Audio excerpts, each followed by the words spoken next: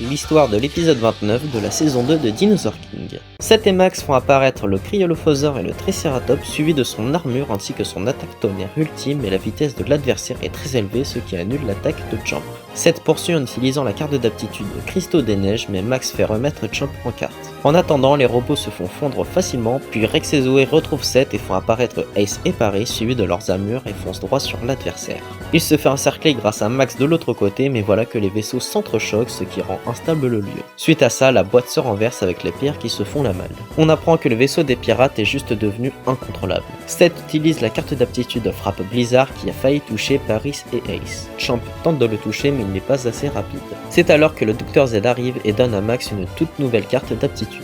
Il l'utilise et se nomme Tonnerre Suprême qui crée plein de projectiles d'étincelles ultra puissantes qui met KO du premier coup le Cryolophosaur. Il semblerait que Seth s'est enfui avec la carte de son dino et la pierre noire. Jonathan informe qu'il aurait pris un module de sauvetage. Ils reçoivent une nouvelle fois l'appel du spectre et est déçu d'apprendre leur péripétie avec Seth.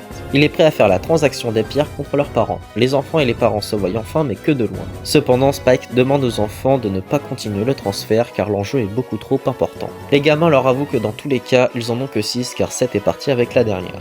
Malgré tout, les parents restent sur leur décision et Cretacia réussit à envoyer une lettre en forme d'avion en papier. Jonathan obéit à Ancien et fait partir le vaisseau de là. Sur la lettre, il y a les recettes de cuisine qu'ils aiment le plus de marquer pour leur laisser un souvenir. Au laboratoire, Reese remarque des interférences mais ils se font surprendre par le Cryolophosaur de Seth. Il finit par les contacter et vont aller les rejoindre. Lors de leur parcours, le Ptérosaure lumineux les intercepte car il ne veut surtout pas que les 7 pierres soient aussi proches, mais le portail les aspire et se retrouve là-bas malgré les interdictions. Max, Rex, Zoé, le Dr Z, Ursula, Xander, Ed, Elgar, Rod et Laura font face avec Tank, Terry, Spinny, Champ, Paris et Ace avec leurs armures.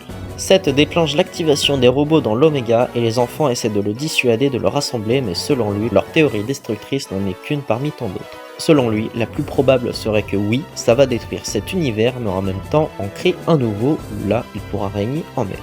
Son plan de secours fonctionne et rappelle son robot qui a chopé la dernière pierre tout en ayant assommé Jonathan, qui ne contrôle plus le vaisseau et qui finit par s'écraser. Juste avant de partir, Seth utilise l'aptitude de Cristaux des Neiges qui touche le groupe ainsi que leurs dinos. Mais voilà que débarquent Gabbro, Foolscap et Shear avec leurs dinosaures Gigas, Armatus et Maximus, suivis de leurs aptitudes Lance spectral, Châtiment spectral et Piquant spectral, ce qui provoque l'élimination des compagnons mais aussi la destruction du laboratoire avec Seth et le Dr Z à l'intérieur. Le vaisseau des pirates récupère les pierres et s'apprête à les faire fusionner. Il s'avère que ça a créé un ptérosaure totalement obscur. Ils font un test de puissance sur leurs 4 dinosaures car ils ont fait apparaître Bronzykins en même temps. Mais voilà que l'entité s'en prend à leur vaisseau et il est libre de tout mouvement.